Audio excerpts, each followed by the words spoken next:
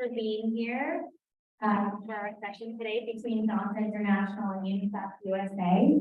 Before we get started on our session, I just want to share some reflections and some thoughts that I had when I woke up this morning. When I woke up this morning, I was just thinking about this whole week. And I was thinking about some of the women that I met, the young women that I met, the purpose and the reason of why we're all here. And I was thinking about some of the conversations that I feel privileged to be a part of. And I was reflecting on the importance of having convenings like these, where we're all gathering together to talk about something so important and critical to not only our well-being, but to the well-being of all women and girls around the world. And it is an absolute privilege to be surrounded by women like yourselves, like the women on the panel today, who care so deeply and passionately about moving the needle forward when it comes to achieving gender equity. And it got me thinking about my own childhood, how the time that I spent between here in the US and the time that I spent in India with my grandparents, and sort of the impact that it had on me and how it brought me to this very work that I'm doing today. And it also got me thinking about how each and every one of us in this room, our panelists, all have a very unique story and experience that they share, that we all share together, which is why we're here today in this room and why we convened to attend the CSW. And I also just want to end on this reflection by pointing out that being in this room and being a part of these conversations is because of the access that we all have. We're so privileged to be here, and it is an honor to be able to even have these discussions and have these conversations with each other that so many of us around the world are not able to be a part of. So I just want to start on that note and welcome you all again to our session. My name is Mansi Mehta. I'm Director of Global Cause Partnerships at UNICEF USA. And I essentially work to build partnerships with civil society organizations like Zonta International. And I do have the honor and privilege of managing our partnership with Zonta International. So I'll just start by sharing some statistics and some data around what the state of gender equity is right now as we all sit and stand here. So this last decade, we've been lucky to witness considerable improvements in development outcomes for girls and boys. Global gender parity has been reached in primary school enrollment and in completion, and the practices of child marriage and female genital mutilation have continued to decline. Laws are also being formed and reformed to advance gender equity, and concrete actions are being taken to make national systems such as health, education, water, and sanitation more responsive to the needs and vulnerabilities of millions of girls and women around the world. This visible progress, however, is against the backdrop of stagnating indicators and also some ingrained gender biases. Positive global and national averages often hide disparities that tell a very different story. So even now, 1 in 3 adolescent girls will experience female genital mutilation in countries where the practice is concentrated. And 1 in 5 girls will be married early. Children from the poorest and most marginalized communities continue to suffer immense deprivations and assaults on their rights. And gender-based discrimination and inequality remains an indisputable factor in determining whether a child will grow up to be healthy, educated, and safe, all of which are basic human rights. Girls, especially in the developing world, face disproportionate threats to their well-being and to the realization of their rights. Simultaneously, digital technology is rapidly evolving and increasingly indispensable in our lives. This is true, we know, not only for adults, but children and adolescents as well. For young people, digital technology provides tools to engage in entrepreneurship, networking with peers, accessing critical health information, and even career and financial information. For women and girls, digital adoption and use offers an opportunity to overcome the hurdles that they might face in the physical world. So some latest figures show that an estimated 5.3 billion people of the Earth's 8 billion are using the internet in 2022. That's roughly 66% of the world's population. These statistics further show that young people are the driving force of connectivity. And while the gender parity score in internet use is slowly improving, the population of non-internet users has also become more skewed as women are more often left behind. Yeah, I think the microphone is off. I'll just project. Let me know if you can hear me.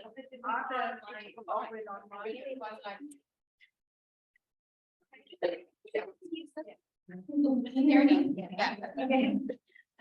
All right, so I'll just share some more data and statistics, and then we'll just hear from our panelists for the rest of this session. The International Telecommunications Union reports that more than 50% of the world's women are offline. And according to Girl Effect, globally, boys are 1.5 times more likely than girls to own a smartphone. And only 27% of girls use their phone for the internet versus 46% of boys. So we all know we've experienced that during the pandemic, it led to a surge in usage and access to digital technology in education, but it also revealed staggering gender gaps in access to and use of digital technology all around the world. Gender inequality in the physical world is replicated in the digital world. And so with that context, I will now turn it over to our wonderful and esteemed panelists, where you will hear about their organizations, their own interests, their motivation to be in this line of work. And our goal for today's session is really to inform and discuss the multiple drivers of gender equity, multiple drivers and barriers of achieving gender equity, and to really allow some room for discussion to think of gender equity in the context of innovation and how it impacts many areas of progress for girls. So today we have with us Ute Schultz, President of Zonta International and Zonta Foundation for Women. We have Rachel Steinberg, Managing Director at UNICEF USA. We have Radhika Sharma, who is a senior at Farmington High School and part of our National Youth Council member at UNICEF USA. And we have Ruth Graham Golder, who's a senior advisor on gender equality at UNICEF. So I'll now turn to each of our panelists and ask you to briefly introduce yourself, your organization, your connection to and experience with gender equity and innovation, and tell us a little bit about what motivated you to be in this role and to be able to do this work with us today. So let's start with you, Ute. Thank you.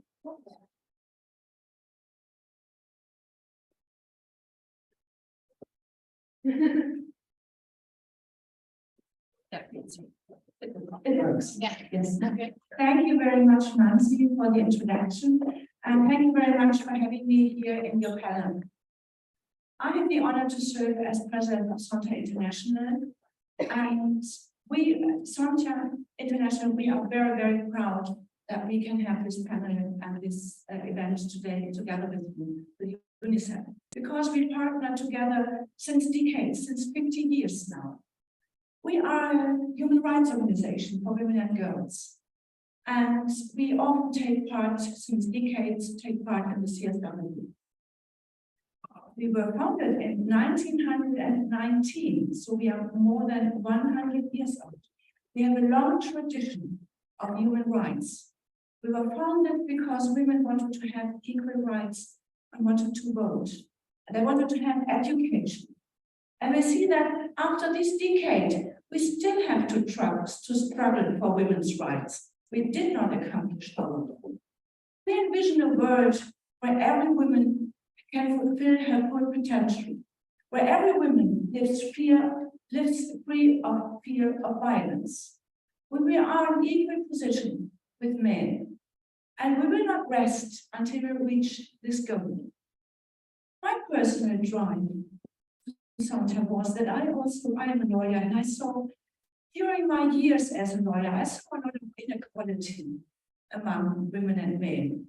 I remember when I started my career, I applied for a public service, a lawyer in a public service, and it was at that time that very many women had a better exams than men. You had to have a 2-star exam to become a public service. And then there was a discussion, that's not fair. There are too many women in public service as a lawyer.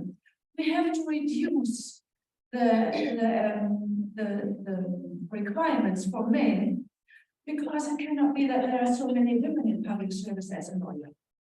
And I always put the question around, how would it be if that had been with men? I think I lost the micro.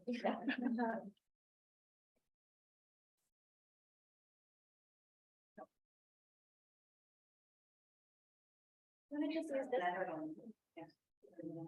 this. We try on my first time. So I always ask myself, how would it be with men? If men, much more men, have 2-star exams, many men would say, that's just to prove men are much smarter. You know, and I think this is important. We always have to look around and change the position. So, yeah, I'm happy to be here at the panel and at the CSW, and thank you very much.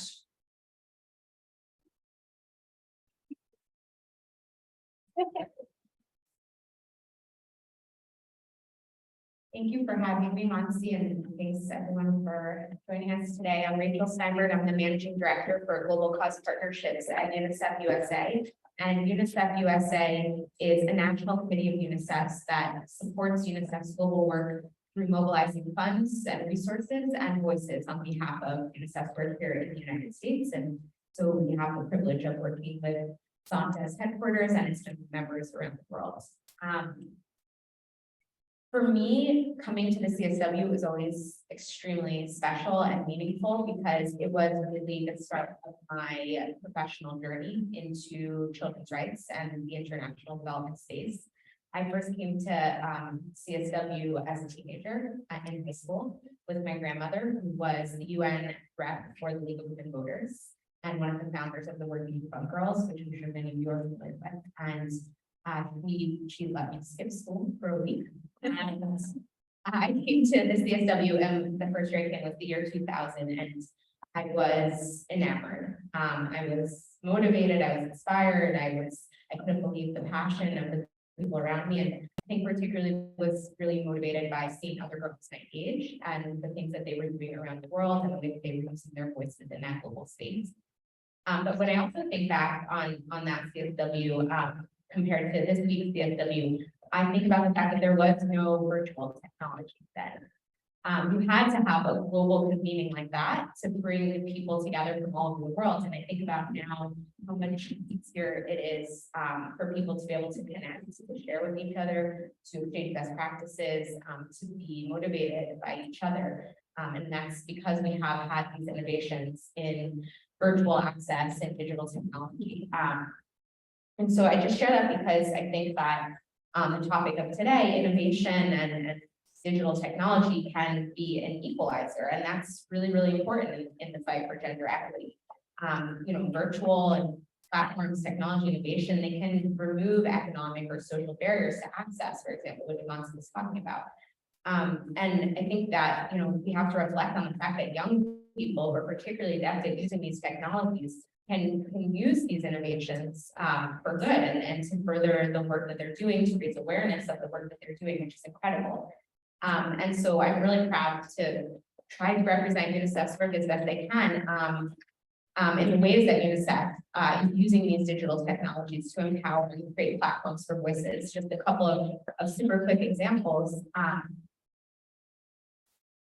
UNICEF has a platform called U-Report, which is a social messaging tool and data collection system.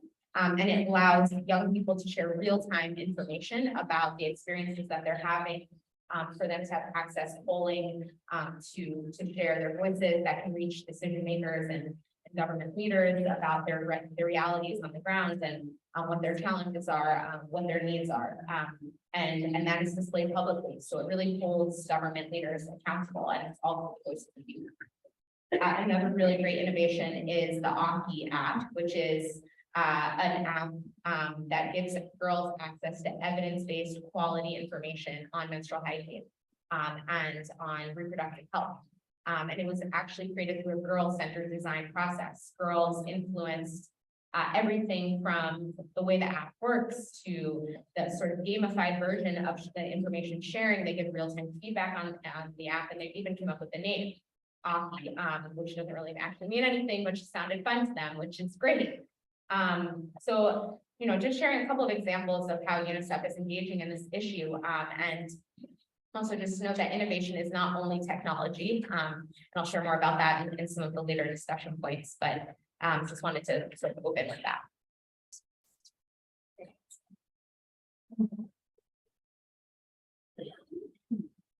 Where are the open source?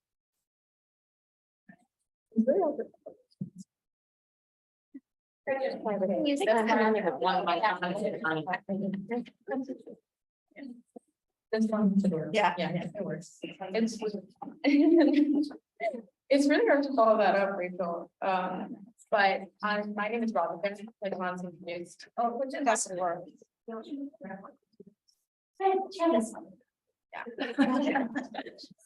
We have the mics today. We were. Yes. So my name is Bob. I'm a senior at Arlington High School and I'm part of UNICEF through the National Youth Council. It's basically 12. 11 of us, and we're from the nation. And we basically work to amplify the voice of the work that UNICEF does. So My yeah, so my work with UNICEF for this year so far has mostly been about girls. And that comes from a place of actually American. When I was 11 years old, I moved to this country. I was in the home care, and I saw my parents struggle to redo their education because they're dentists and those degrees don't work internationally. And I saw them try to rebuild what they had moved away from so that I could have a better education. And there were so many times when I turned to my mom and I asked her, why are you doing this? Like, you know, we were well off and why with you, essentially. Because to me, the biggest challenge is making friends. And now I know that that's not the biggest challenge. She always used to say that these are opportunities that we're so grateful for.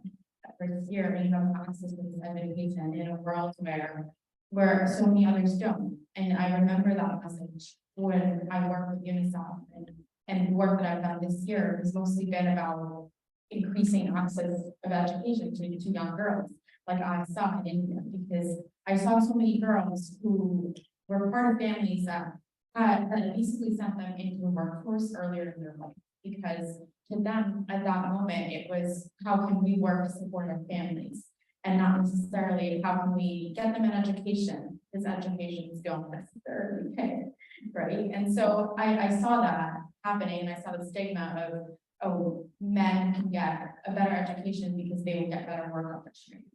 And I basically started to work, and I hope to work further in bridging that women are just as capable. Women should have just the same opportunities, just the same education. And I've worked so far with actually Zonta International too, in raising the legal age for marriage to basically work to end child marriage, especially in Connecticut, where I'm from. Because it's not 18 everywhere. When I found that out, I was like, there's this point of privilege where I have the privilege of recognizing that that's actually not the case, you know. And yeah, UNICEF has given me a really great platform to sort of raise youth voice and given me people that resonate with that goal to sort of work towards change and actually change through innovation. My generation, we're all about, right? I have my notes on a phone, I use social media on a phone. It's all through the good and the bad of education, not innovation. But I noticed, right, that the stuff that I do within my schooling, within actually this work with UNICEF as well, it's so centered on technology. Because technology is not just about what can I post that will get the most likes, it's also about what can I post that'll educate someone else? What can I post or read that'll educate me? It's about the exchange of information that Rachel talked about. And yeah, I'm so happy to be here. Thank you for having me and sort of furthering this discussion because I realize how important it is now.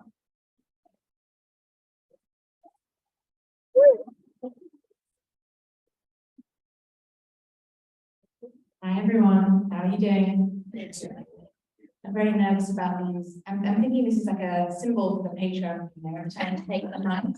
Some strange squirrel noise over here, trying to drown us out, so let's persevere one way or another. So my name's Ruth, thank you so much for the kind introduction. I'm the Senior Advisor on Gender Equality at UNICEF and globally focused on adolescent girls, which is such a joy and a privilege. And I mean, for reflections, one of the things I think is so interesting about the women's rights movement is that for all of this time, we have been having to make the case that women's rights are human rights. It's become this kind of amazing and famous slogan, right? And we had to do that because women were not really seen as whole human beings. And I think that's, to some extent, really, we're only at the beginning of that journey on girls' rights. You know, we don't say girls' rights are children's rights, but the truth is that girls are being left behind, often in sort of child-centered work and in women-centered work. We're not thinking about girls enough. So that for me is part of the motivation, is making sure that we really do shine a spotlight on what adolescent girls need, from 10-year-old girls and 19-year-old girls, and so that's the focus of the work that I'm doing. I think it's great hearing some of the personal stories, and it sort of forced me to pause and reflect a little bit. And I think, you know, my very early motivation was growing up in the UK.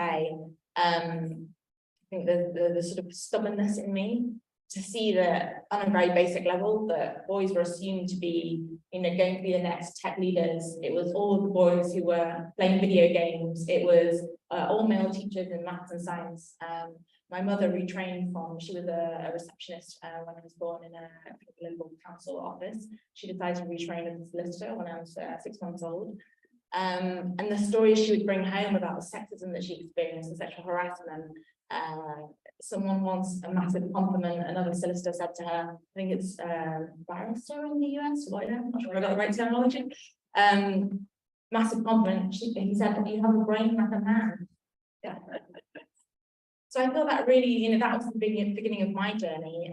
But since then, working in Pakistan and Sierra Leone in lots of different contexts at UNICEF, time and time again, whether working on health or education or violence, again and again and again, we see that women's and girls' rights are being left behind. Maternal health services are not prioritized, especially for teenage mothers. Violence prevention services are completely inadequate, and they're not accessible in places where marginalized girls need them most.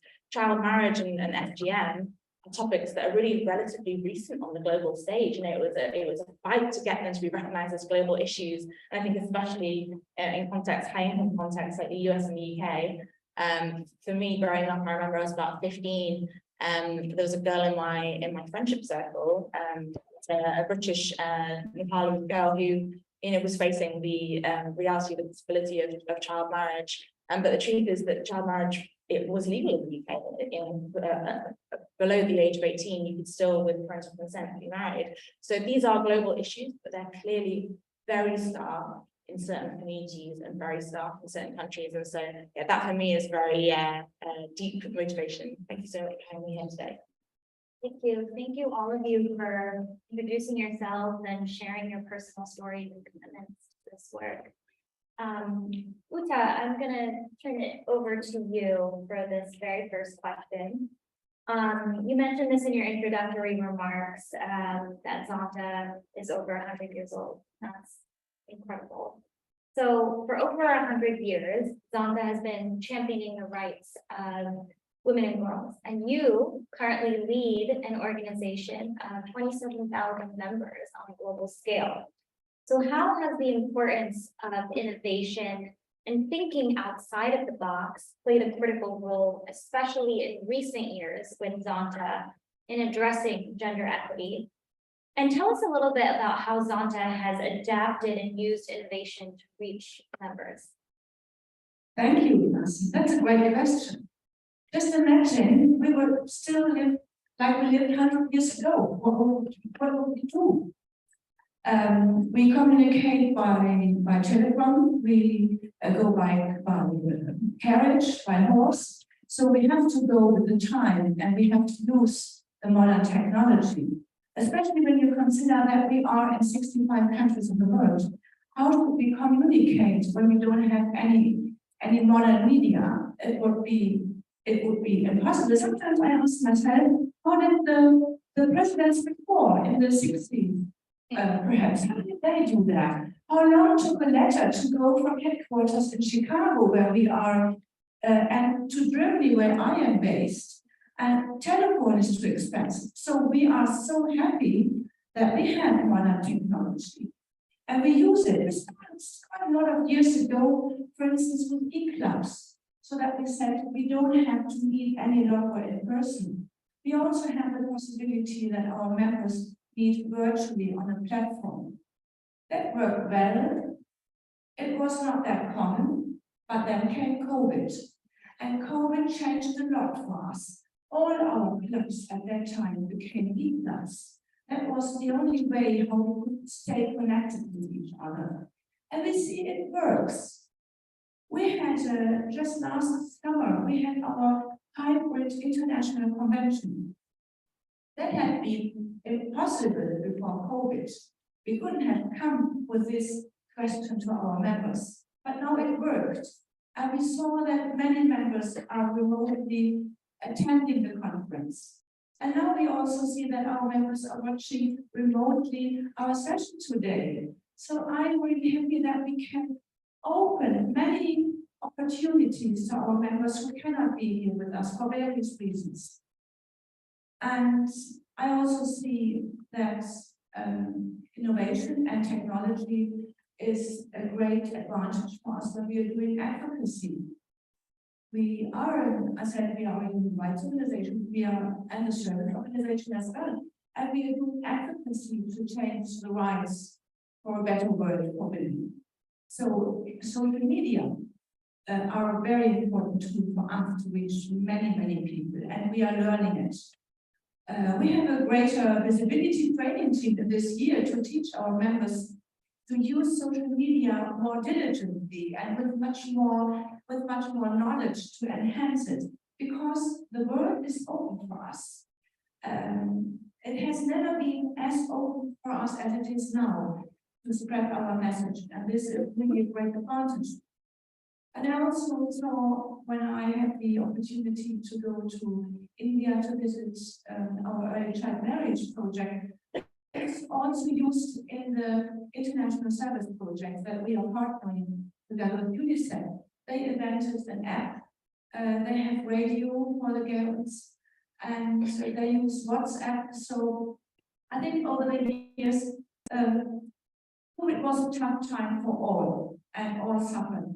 But it propelled us into a new dimension of communication, and this is a great advantage that we have, and we are on the right way to proceed with this.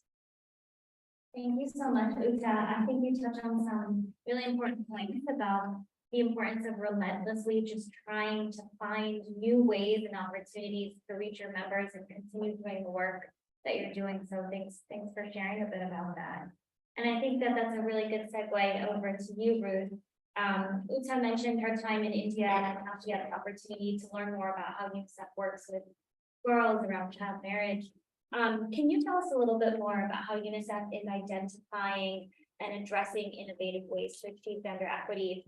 And, you know, as the senior advisor of gender equality, can you just share some specific examples that have resonated with you in which UNICEF has done this throughout the pandemic and had to change and shift things based off what you were finding and learning?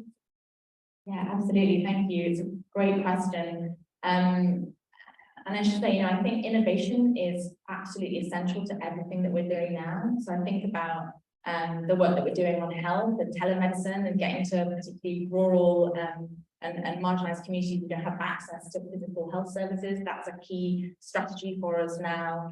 There's an amazing innovative project in Brazil, which is using a chatbot to work with girls and boys on body image and self-esteem, which we actually know is a very significant driver for things like girls not raising their hand to share what they know in school, or maybe not even coming to school, not putting themselves forward for opportunities because they feel so ashamed, thanks to our harmful gender norms, of just being in a physical space. So there's sort of so many different innovations in the health space on mental health and hygiene. The Oki app that Rachel shared, you know, is such a powerful platform. It's now being localized in 9 countries and more on the way. So it's not just about sort of global content, but really tailored to what girls need. There are some contexts where girls are missing 25% of school because of not having information and the shame and stigma around menstruation. So, you know, it's a very real barrier that we're trying to confront with information and confidence and tackling those harmful gender norms. But part of what I'm really excited about is the skills and education space. So I oversee a big program called Skills for Girls. It's aiming to reach 11.5 million girls over the next 3 years, all over the world, and there are some really interesting, cool, innovative things happening there. One of my favorite projects it's just super cool. Is in Uzbekistan and Kazakhstan, girls they're working on some of the more traditional things, life skills, vocational skills, STEM skills, but they're also working specifically on space technology, and they are building nanosatellites which go up into the atmosphere and they're monitoring pollution and climate change. And it's just, I mean, it's so amazing to hear the testimony from girls themselves who are saying, you know, we need to make this fun. We need to make science feel accessible and open to girls everywhere. What could be cooler and more inspiring than, you know, space technology? And so for those girls, they now, you know, vast majority of them want to work in STEM, and they're so proud of the work that they're doing. It's reaching over 200,000 girls in those 2 countries. It's being expanded to a 3rd country. So that's one kind of really exciting example of innovation. But we're also launching, as of this week, a new innovative program on gaming, so a new Game Changers Coalition, which is really looking at, you know, we know that the image of the gaming industry is that boys play games and that boys or men create games. Only the second bit of that is true. 47% of the world's gamers are girls, but the vast majority of stories are centered on boys and men. The images of girls in those games are so hypersexualized, they're also passive, and they're not getting great paid work in those industries. So we're collaborating with a whole bunch of tech companies, girls around the world, on co-creating new stories, on a big global hackathon later in the year with girls. And it's really about showing girls and the industries that are kind of cutting edge and growing, that they have space to build their skills, to make those stories, and to get paid meaningful work in STEM careers, because we know that's where the vast majority of jobs are going to be. They're going to involve some kind of digital skill components. So yeah, a few examples of things I'm very excited by. Just a few. As a fellow gamer myself, when I was a child, I can attest to the excitement that I hold. Very cool. This question is for you, Radhika. And you did touch on this a little bit in your intro remarks, but it'd be great if you could expand a little bit and share, what role you feel that innovation specifically plays for your generation, and how do you personally leverage this on a regular basis? And what do you feel you need to continue this fight towards gender equity? Okay, it's for me. That's a really good question. So obviously, like my generation, as time goes on, our reliance on technology, on innovation is so much higher. And I feel like I can't really talk about the topic without talking about the impact of COVID on education. We basically, I moved schools within the COVID time period, and everything was online. You know, like we really didn't see our teachers' faces for a good part of the year, and so many people, like I felt that educational gap. I was like, I'm not really sure what's happening right now, but you know, everyone sort of held on. Everyone tried their best with the masks and not being able to see other people. But I really do have to recognize the fact that my school had those resources. We were able to give out Chromebooks to young girls, like myself included, who might not have had access to that at home. So many of my classmates didn't have access to the internet. You know, how are they going to learn the stuff that I'm learning? And it's not fair that I have that access and they don't. And other schools didn't have those resources to distribute those technology items. And not just that, like within like standardized testing, we're moving more towards having it online, where they're removing a lot of paper test optional examinations. And I'm sort of observing this shift, and it's not really inconveniencing to me, but it is to a lot of other people. And these conversations, like you asked, what would we need? More of these conversations, I think, more of the educational aspect of towards families too, that this is important. If education is so reliant on technology going forward, it's important that we have all types of options. You know, we have people that don't have access to internet, they should be given access to internet. People that might not have the access to devices to be part of a technology-based classroom, they should be given that access.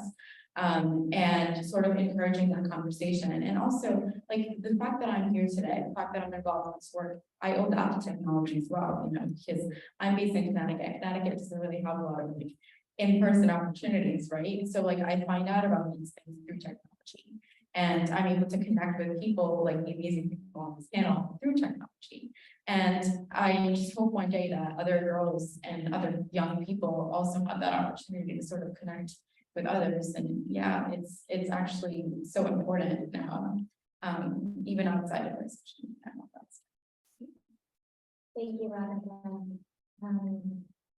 Next question is for you, Rachel.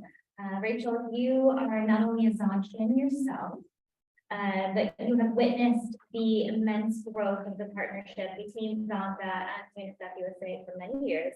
You were also the previous partnership manager between Zonta and UNICEF. So can you tell us a little bit about what this, what it has been like to witness the growth of the partnership over the course of the years, and how have you seen firsthand some of the ways in which this partnership has grown in that aspect? Yeah, I should have mentioned it in my intro remarks that I am one of the first myself, a member of the Zonta Brooklyn. Our president Leslie sitting here now, which has been an amazing opportunity to be part of after helping to steward this partnership for so many years. Yeah, I'm really proud of this partnership. You know, I shared at the beginning that I came to the CSW in 2000. I met a lot of Zontians at 2000 at that time. And so I always, you know, was in awe of Zonta's presence and power, and it's really meaningful to know that, first of all, as a member, that my efforts and my dollars are going into something that has real impact on the ground and is really furthering the gender equality agenda and really driving for girls' rights. And I'm honored also on the partnership side to have played a small role in making that happen. There's a couple of highlights that come to mind when I think of the partnership over this time I've been working on. Many of you may remember that we had an 8-year partnership in Rwanda, which led to virtually the elimination of mother to child transmission of HIV/AIDS. And you know, the fact that there was a sustainable long-term commitment from Zonta towards those efforts really showed itself in impact. We've worked together to close the gender equity gap regarding transition from primary to secondary school in Madagascar. It's an environment in which access to education is limited, and so that transition period is really tricky. And thanks to your support, we've been able to address that gap. And Zonta is also the first private sector partner that committed to the global program to end child marriage. You know, we're talking a lot of child marriage, they said, well, wait a minute, but the first private sector partner, I think that's incredible. So I've seen a lot of this partnership, and on the topic of today, I think it's really easy to only talk about technology and digital access when we think of innovation. But for me and in my experience, innovation is much more than that. Innovation is really about taking a look at things and doing them different. So it doesn't only have to be about technology. And so this partnership has been one of the catalysts for allowing UNICEF resources to take a look at things and to pilot things and build evidence for things. So in that same partnership in Rwanda that I mentioned, Zonta's support and some use of other partners support. Allowed for the creation of the first one-stop center to address and support victims of violence. Specification. The one-stop center is a model in district hospitals where people can come for a full continuum of services discreetly, without stigma, and receive everything they need without having to repeat the trauma to multiple service providers. And so it's not technology that's right now. It's about sort of listening and understanding what the need is of victims of violence are and creating something better that further addresses their needs. And thanks to that, we just start with that first one-stop center in Rwanda. That program can scale up to every single district hospital in Rwanda. Now it's a program that's in that start of Zonta, where we visited the first one-stop center there. So the pilot was an escalator outside of countries. So I think, to share those examples that innovation is so much more than technology, and UNICEF would be able to further these types of activities without support like one students. Rachel, I think you touched on some really important points, but the key points that I'm taking away that you mentioned are partnership, sustained impact, and the importance of really identifying innovative measures to reach the most vulnerable girls and women. And that takes a collective community to do that. So, Radhika, this next question is for you. From your bio, we know that you're actively involved on a grassroots level and you use your voice. You talked about social media. But can you tell us a little bit more about what kind of grassroots level activities do you engage in? And what are the platforms that you use to do that? Sure. So when I think we came out of like the COVID time period in education. When I was at a youth school and I didn't know a lot of people, and I was like, okay, well, the best way to do that is to engage with people that share the same interests. And so eventually I ended up starting my own UNICEF about my high school. And we basically we focus on the main topics of advocacy, of education, fundraising. And we meet every week and we have these discussions about, we talked so far about child trafficking, we've talked about Zonta International's work with ending child marriage. And that is a huge part of it, having those conversations, because when I first got that email that asked me to be involved in this work, when I realized that I didn't know much about it, I also realized other people didn't have it. And having that conversation with them, I was like, did you know that the legal age for marriage in this state is not actually 18? No. And then we had a conversation about it. And that goes a long way, I think, in involving other youth voices in this effort. And outside of that, with the National Youth Council, I think we do a lot of work in also doing that on a larger national level. In involving other clubs in the nation, or uniting them into the same mission that UNICEF really projects so loudly and so clearly. And for me, I got involved in this work because it's grassroots level, right? Involving it where it really matters. And my generation is where it really matters because it is for every child. And I recently turned 18 and I've been reflecting so deeply on the experiences that I've had and how they are so different from everyone else. And sharing our experiences in general, I think, is so important in recognizing that everyone is different and the way that everyone leads life and faces different issues is so different. And I think the key point of the grassroots movement is sort of bringing all that together and still having the same goal and the same mission. Thank you. This is a good segue to you, Ruth. Can you talk to us a little bit more about how UNICEF is prioritizing and focusing on adolescent girls? Why is that a new priority or new-ish priority, I should say? And why is it so critical, and how is UNICEF stepping up to be there for adolescent girls? And one thing, could you perhaps speak a little slower than we had before? I will do my best. Following. I've been told this by translators this session before. Sorry about that. My mind's going at 25 miles an hour.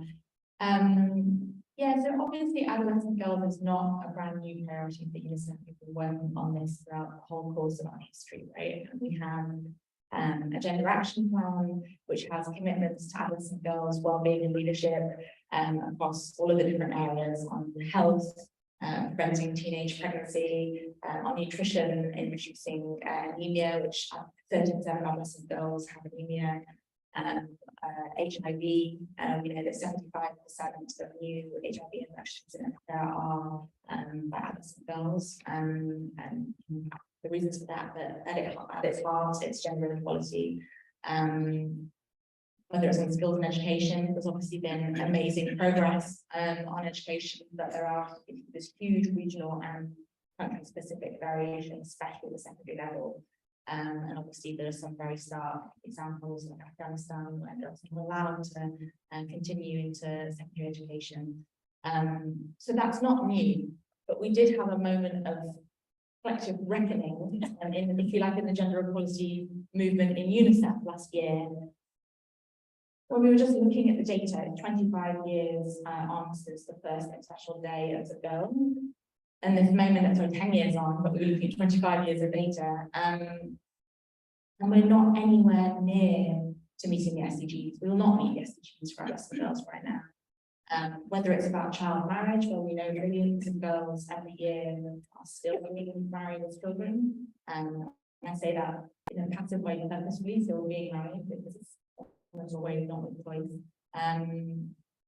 Whether it's about violence, 1 in 4 adolescent girls have experienced some form of intimate partner violence today.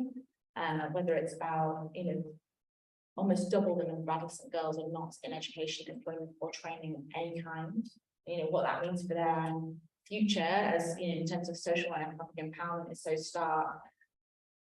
So we have this kind of moment of reckoning, and we look, right, well, this is UNICEF, we are here for every child, and that means for every girl, and we really have to step up, and we really have to work with others to step up. So that's really what our new adolescent girls strategy is about. We really want to put a massive charge spotlight on what's happening, what the state of adolescent girls' rights are, and accelerate action. Our vision is at UNICEF is to reach an additional 20 million girls over the next 2 years with multi-sectoral programming to address some of these issues. And I'm wondering if now might be a good time to share.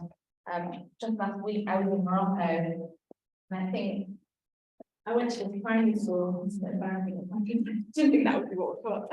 But I was on a trip seeing one of our new programs on adolescent girls, and I have to admit I was not at all expecting this. I was quite shocked. I was going to see primary school and to meet with 4 of our amazing adolescent girl activists, 11-year-old girls who have so much passion and ambition for the future. 2 of them want to be health ministers when they grow up, so looking forward to seeing that election.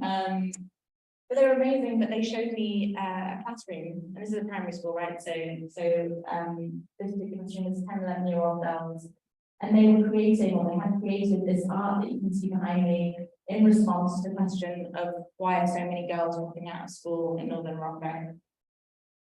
And it is really shocking. I mean, I can say that this teenage pregnant girl looks very happy, but this teenage pregnancy, this I thought was very harrowing. It's a baby girl doll in a cage doing housework, which really speaks to the unfair, disproportionate care burden that we know hits women, but it also hits adolescent girls. Images of violence in the home, and a number of different images of child marriage, and as you can see, there's quite a lot of sort of images around this dual reality of the happy girl child who is able to go to school, and then the reality of being torn away and being married. But I think what this shows us is, I mean, first of all, that 10, 11-year-old girls are so aware of what is happening in their communities, you know, that they are not being protected from this reality, and that is just an appalling state of affairs. But it also speaks to a wider story, which I think it's a problem with the way that we as a development community work. It's a problem with, as human beings, we find it very hard to not fall off into our little areas of expertise, or to our government ministry, or to the focus of our NGO. But the truth is that the reason why girls are dropping out of school in Morocco is not one reason, it's all of these reasons. It's gender inequality, it's child marriage, it's the unfair care burden at home, it's violence. And so the solution has to be a multifaceted and multi-sectoral response. And speaking of innovation, UNICEF does a huge amount of research as well. And what we're seeing is that actually programming that tries to tackle issues like child marriage in this multifaceted way, life skills alongside cash transfers, alongside community dialogue, with trusted leaders that's supporting these harmful gender norms, is much more effective, and it's also much more cost effective. So that's really at the heart of our strategy. We wanted to be girl-led. We're working with a new global advisory group, Adolescent Girls. It's amazing. They're directing us every step of the way. At the country level, we have lots of different ways that we're engaging with girls, from new reports, consultations, to workshops, to national committees, to our activist leaders, and that it's multi-sectoral. No more of this, the projects that are only looking at one part of the problem. So that's our vision, and we're really delighted to be able to work in partnership with organisations like Zonta on that vision, because I mean, these images just tell such a powerful story. We have to be there for them, and we have to step up. Thank you for sharing. I know those images are difficult to look at, but really it speaks volumes to the reality for so many of the girls that really just touch your heart. Thank you for that. You mentioned the importance of multi-sectoral partnership and how we can't just be working in silos. I know for Zonta, that is questions for you. Zonta has really been supporting adolescent girls for many years. It's supporting adolescent girls now. And in fact, of course, we just celebrated 50 years of partnership, and that's incredible. So that also speaks to the trust that you have in the work that we're doing that Ruth mentioned. So if you could share with us what you feel this role of partnership plays for you and for Zonta, and when it comes to ensuring this sustainable impact on the ground, that's not just about going there for a year and then pulling out. Zonta has been there every step of the way. So if you could just share a little bit about that, that would be great. That's a great pleasure. Thank you, Nancy. And thank you, Ruth, for sharing these pictures, because they are really touching. And I think they tell me so more important it is that we have to change the world to a better world for women and girls, and that we have to put much more energy even in this. And for this, we are, as Zonta International, we are very, very grateful to have a strong partner aside. We are fighting also against child marriage. We want to end it, but we are also fighting for equal rights for women in many countries in the world. And we, as 37,000 Zontians, we cannot do that on our own. And we cannot do this with our clubs in our 65 countries. So we need strong partners.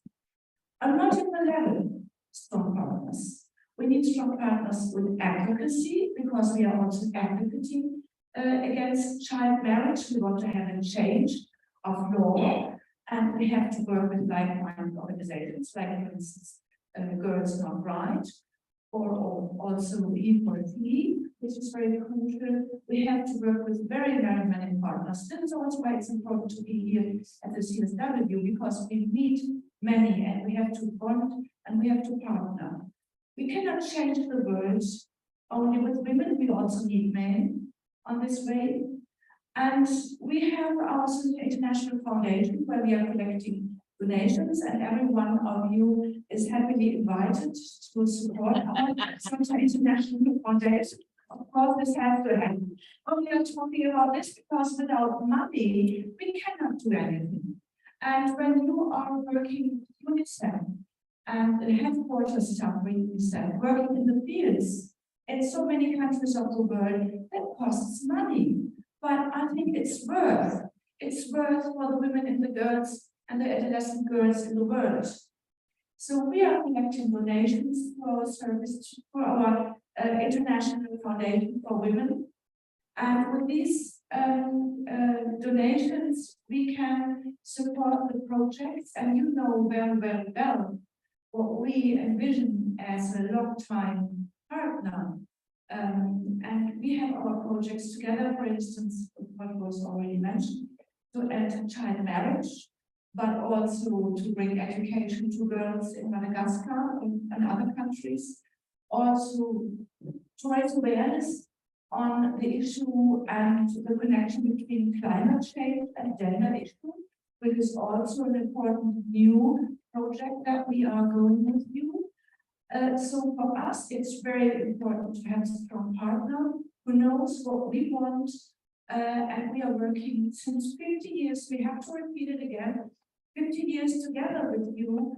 And we know that you have the experts in UNICEF who make investigations, who are working together also with UNFPA, so that all the knowledge on these topics is bundled here, and we have a clear partner to talk with, and that's where we are really happy, and we are very proud being a private partner in the Ending Child Marriage project, because this is also it's a great honor for us to be there among all the other partner countries.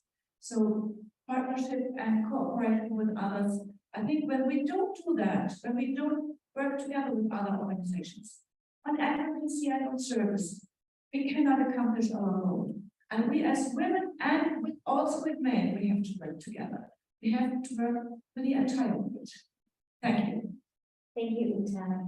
Rachel, this is a good segue to you. Tell us a little bit about what you think some of the challenges are in moving the needle forward and innovation that still exist, and what are the tools that are still needed to address gender equity, and what are some of the ways you think our two organizations can do this together?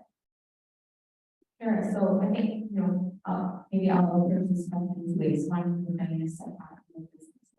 So, with my UNICEF hat, I mean, I think we've heard a lot about what the challenges are and two that stood out to me. One is we're talking so much about these digital tools and these technologies, but we've heard that digital access is still a struggle for women. And so we need to, if we're going to use digital technology as a way to level the playing field, then it really needs to be always level them to expanding access for digital technology, particularly focused on girls, and doing that, and then we need to empower girls to leverage that. These put girls in the center of these design processes of using their voices to tell us what they need technology for, how they want to utilize that technology. And then the second is just know that even though we talk about innovation, we also know that there are some really core basic solutions that are really the drivers of the and that is, for example, access. And so we can be only distracted, I can say, by new kind of objects, but we always need to recommit ourselves back to those core outcomes, getting access, because that is, there's no silver bullet in a way. That is the silver bullet, right? Of giving girls income and that they are able to have better health outcomes, better education outcomes, better. And so, I think in terms of our partnership with Zonta, we just look at the concept and hope that Zonta will continue to provide these initiatives over time, as opposed to that examples I gave about one that was significant. Because Zonta committed something with long-term and Zonta stands investment and she. And so we need something over time. We've been talking about necessity, but still with us.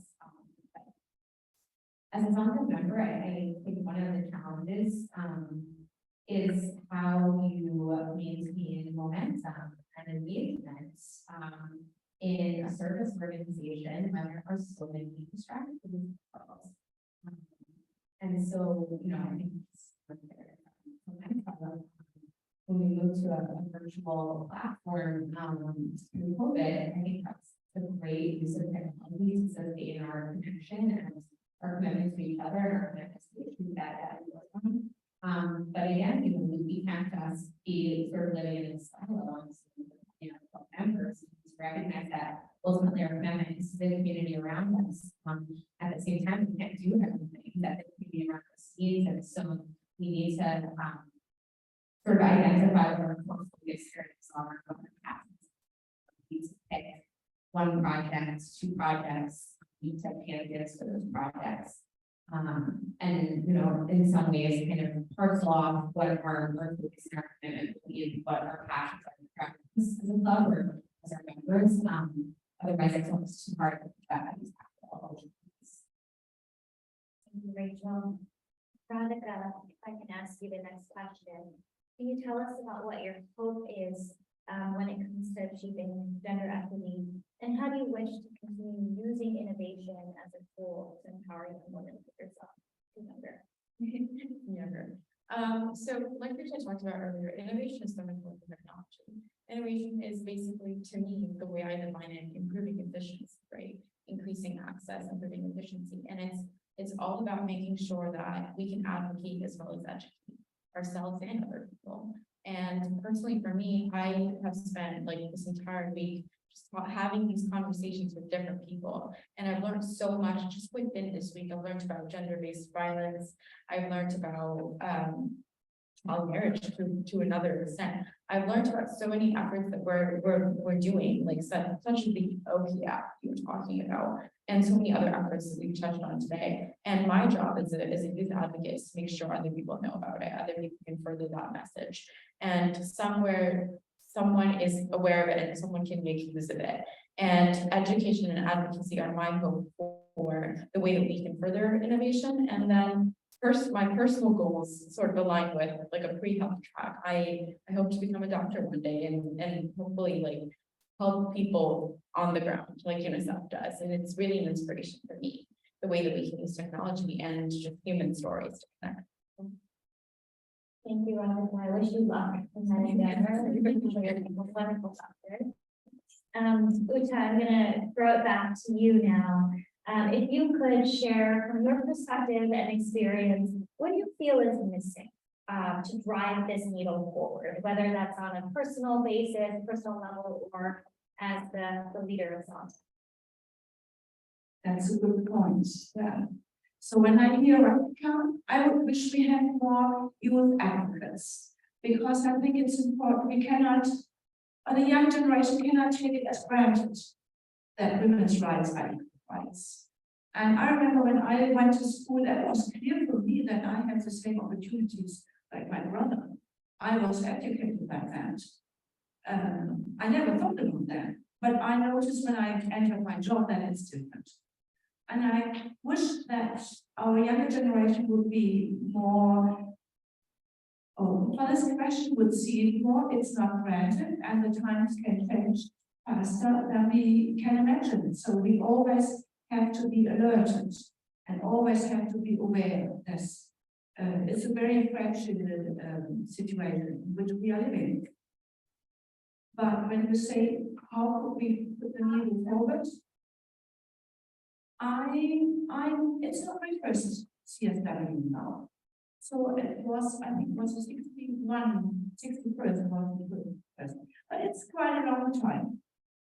And I'm watching all the discussions. They are very good. They are very interesting. The networking is very interesting.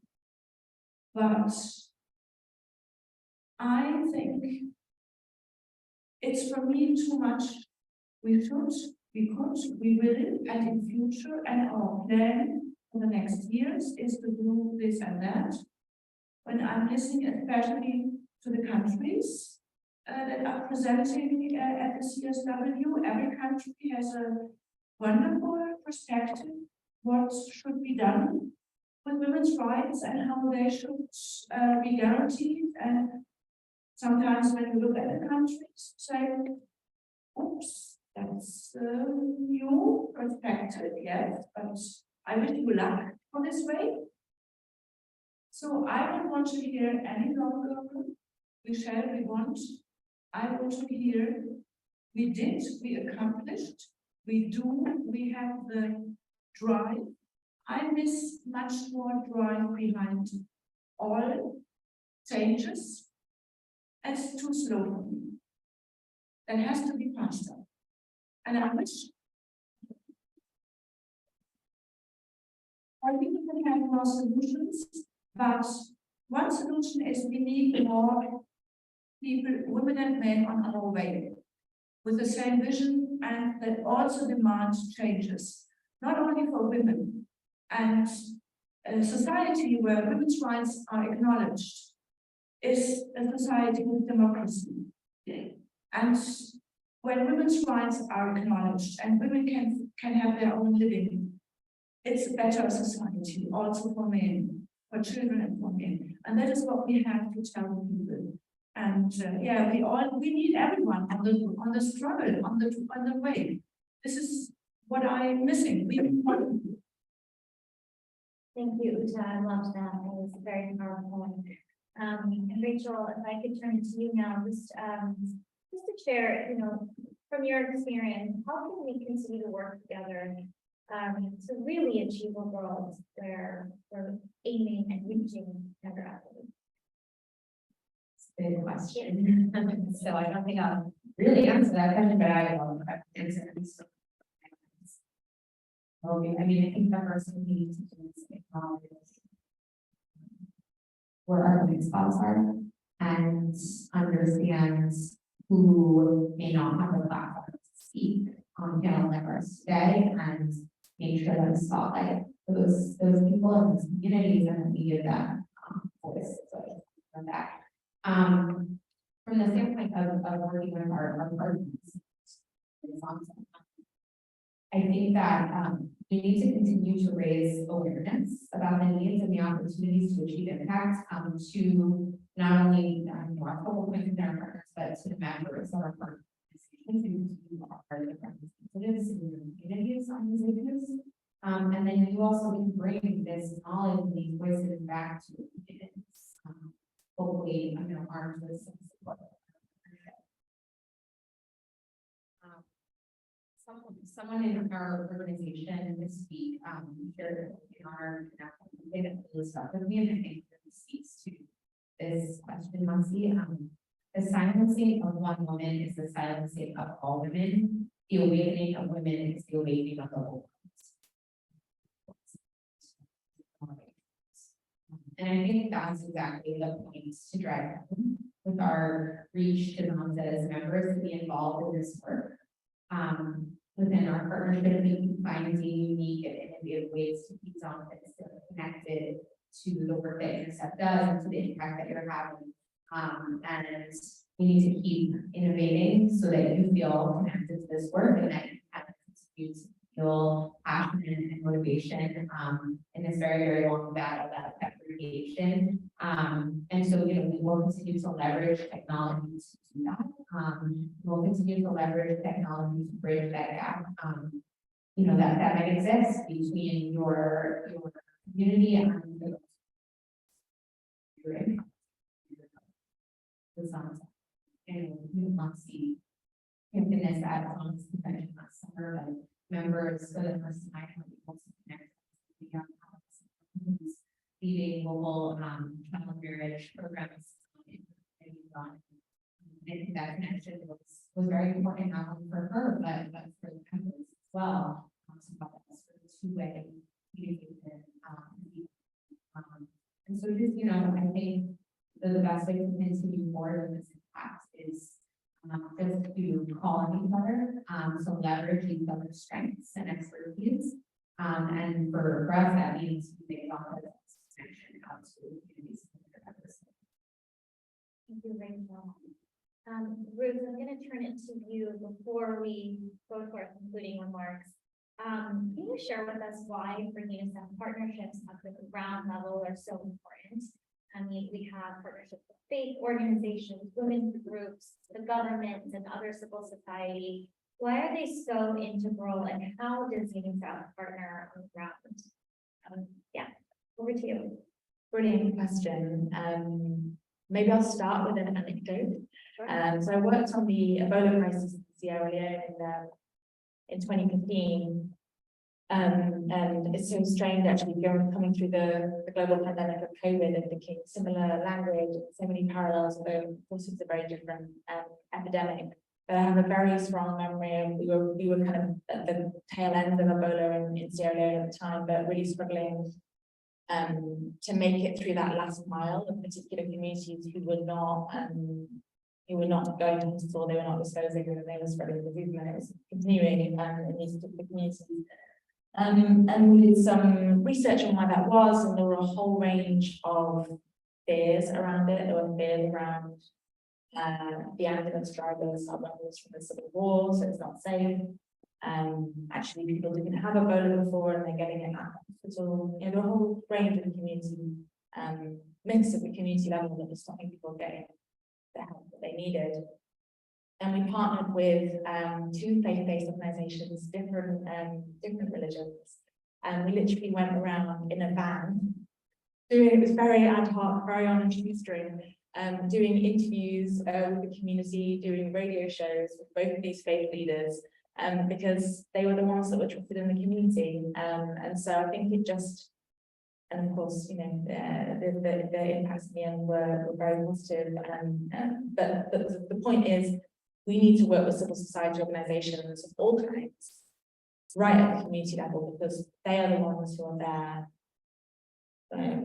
from the beginning and well beyond the crisis has come and gone.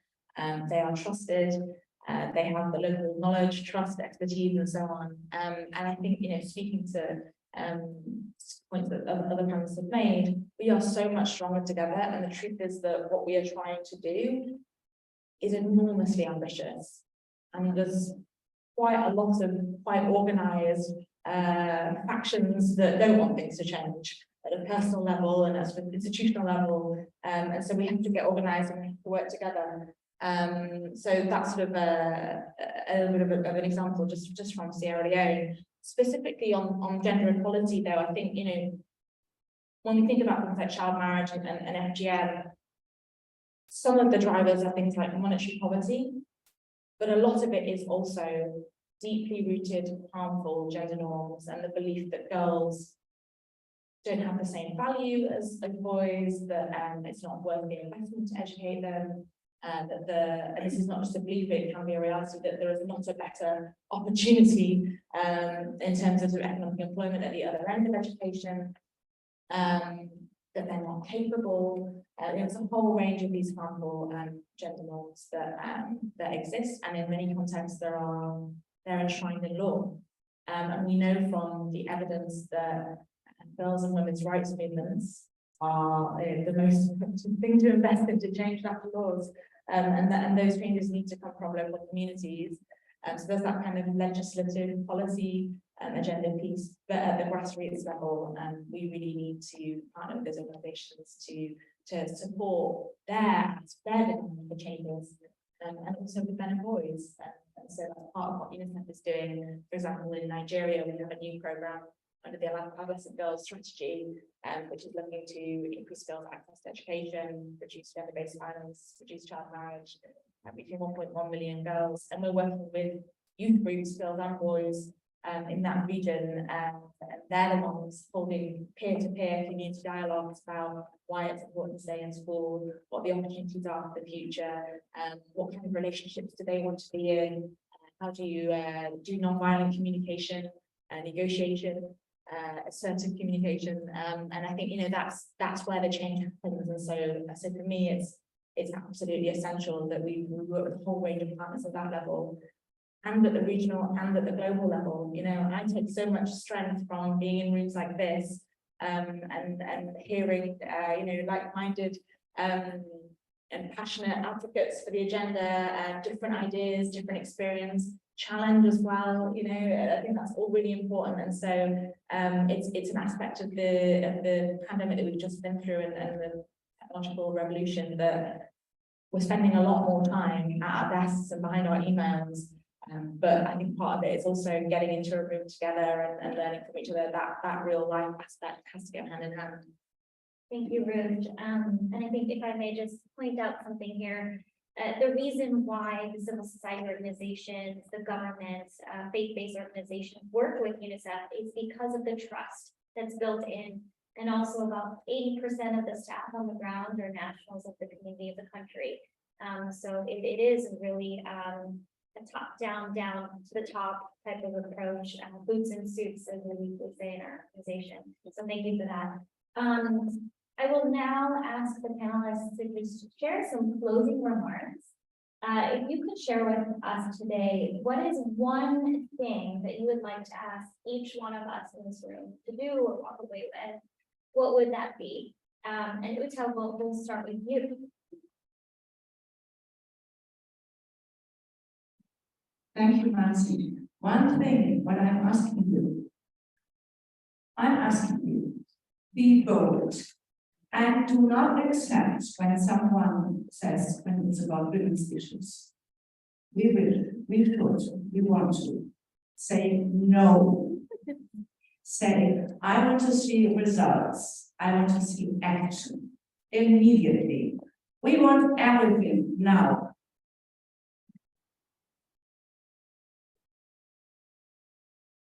It's so funny, I wrote people's, my notes too, so I won't say that again. I think we're on the same page.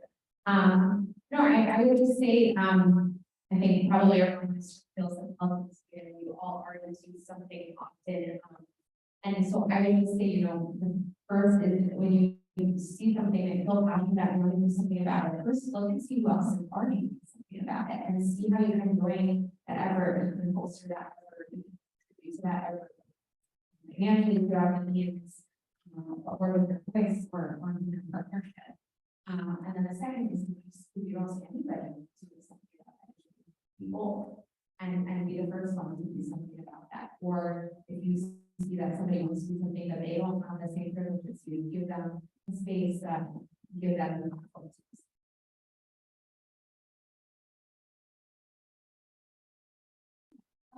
I think that a lot of the work that I've done is so rooted in other people's stories, not just mine, other people's. And I think that if there's anything I could ask of anyone in this room is to have a conversation about everything that anyone has touched in this entire room today. Just to talk to someone else that may or may not know something about this issue, hear about their story, share yours, because I think that's really the internal part.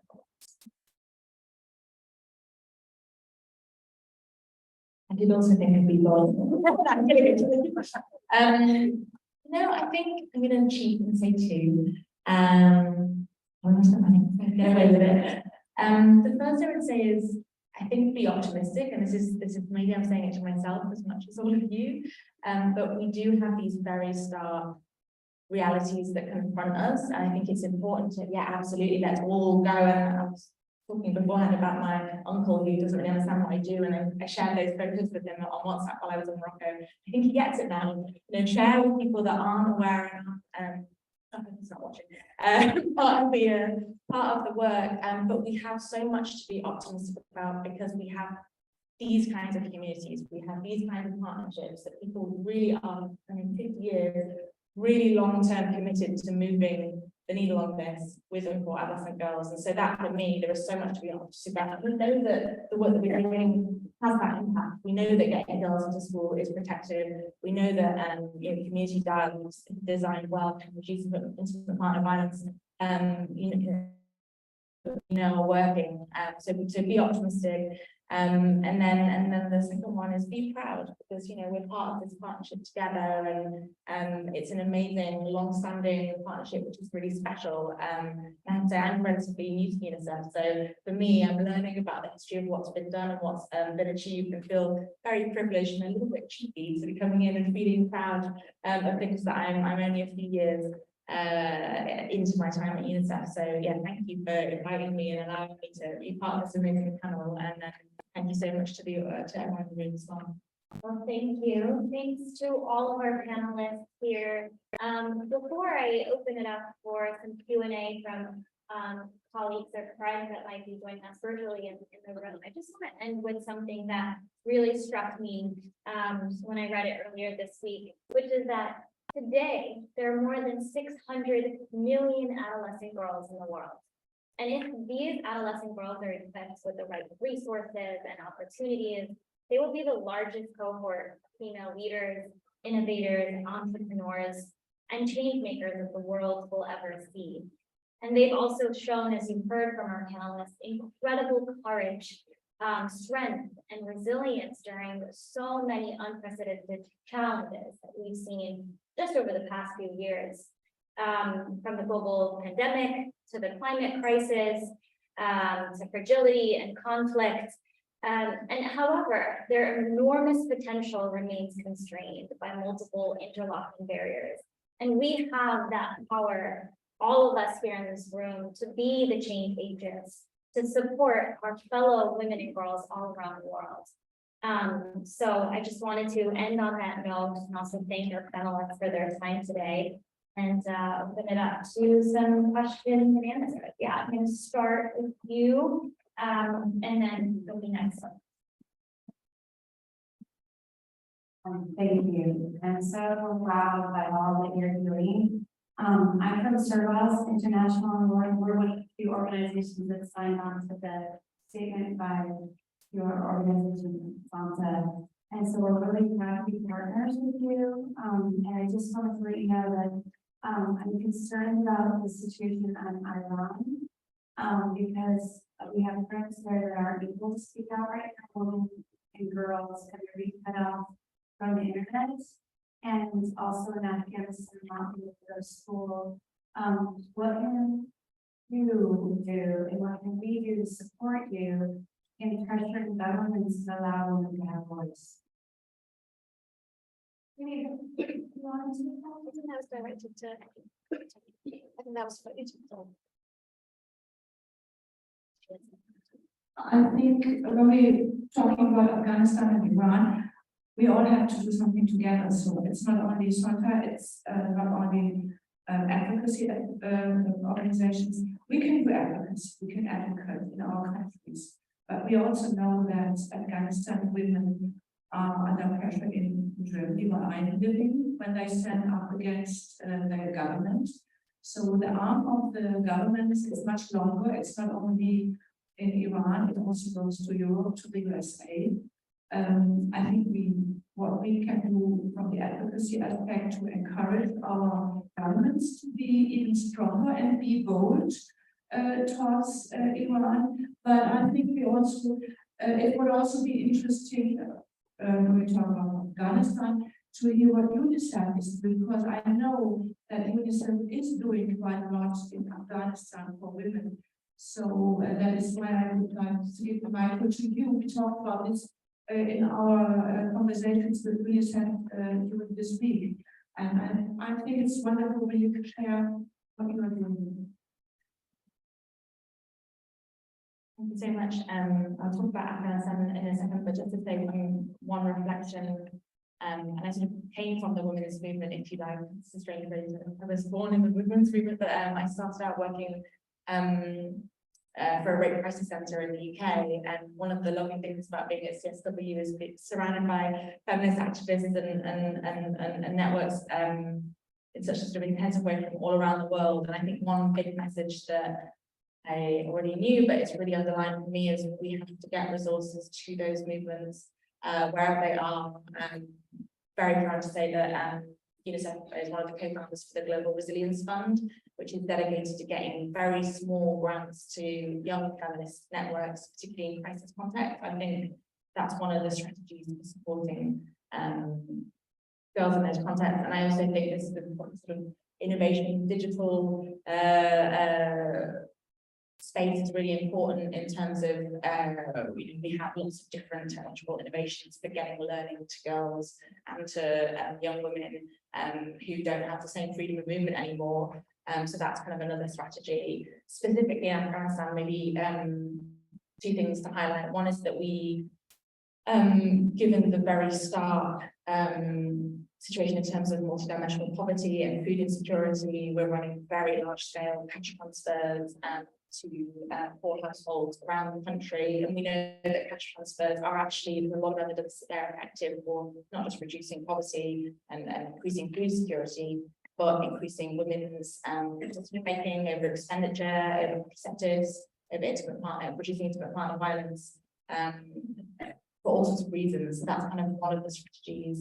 And the other is that we do have a new program specifically for adolescent girls in Afghanistan, which I mentioned yesterday, but it's a bit of a challenge just right now, because how it was designed was safe spaces for adolescent girls where they could get multiple services in one location, because it's so hard, and it was already so hard to get access to those services that they were run by women workers, and the end of December, women are now not allowed to work except in very exceptional circumstances to health services. So we're adapting the program now, and that's very much in process, and so probably not something to share further now, but yeah, we have a large new program that's focused specifically on responding to the rapidly evolving situation there, but at the moment they're running in many districts.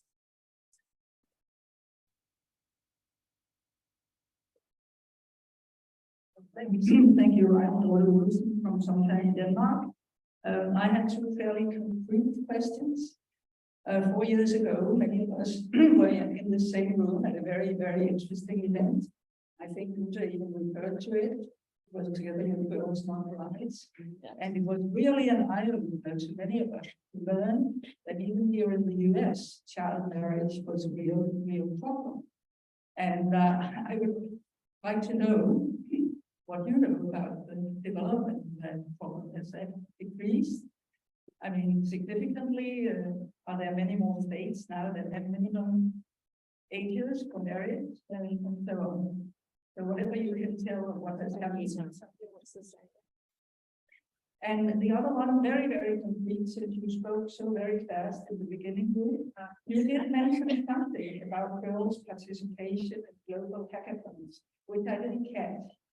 Was it positive or negative? What was going on? So that's just a very complete question. Okay. I want to make it short because of the time, and so we have our US caucus, which is a community of US American clubs. And when our topic with the child marriage, ending child marriage rates, in some countries where this project plays, our clubs got aware also in their countries. So that is why our clubs in North America, they had some investigations about the minimum age in their state.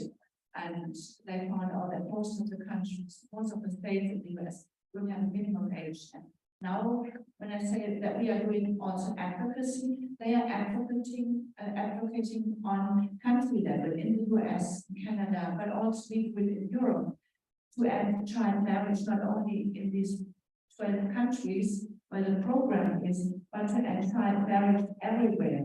And it's not only a topic of countries in Asia, Africa, South America, it's also a topic in our countries, and to raise awareness. This is what we are doing with another layer.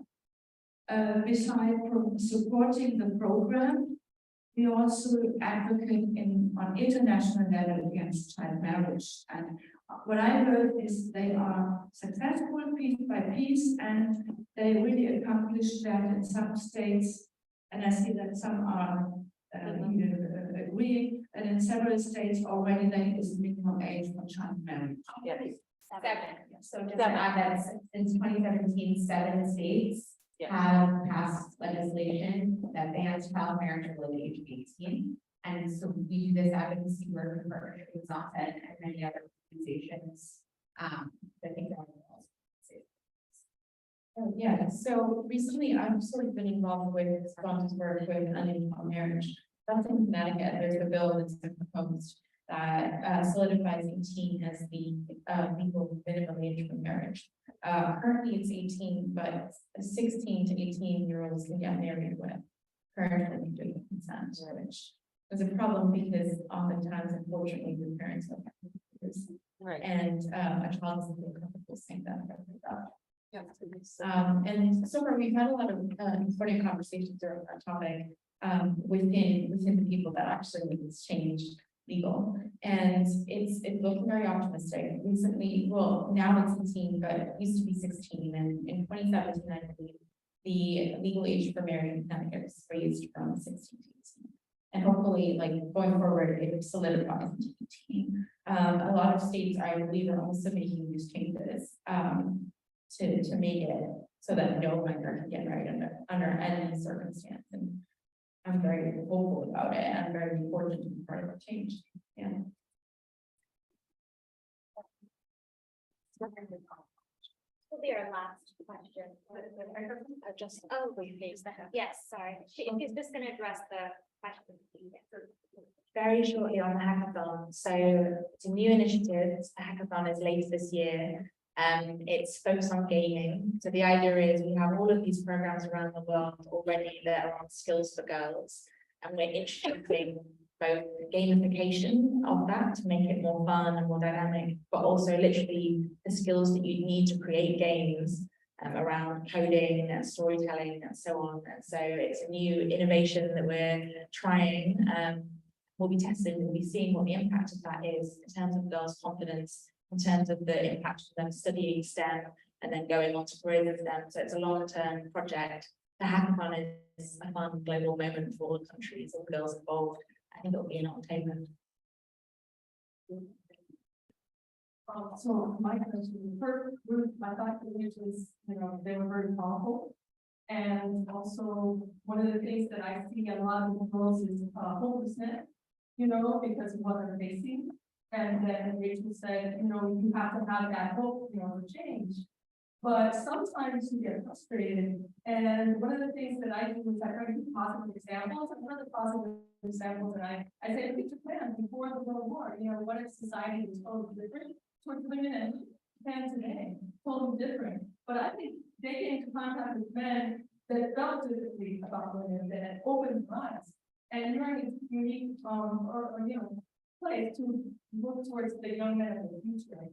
So my question is, do you have programs to try to make them an agent of change in the future, have them change the way they look towards women, because they are the future of our team? Thanks so much. Great question. Two quick responses.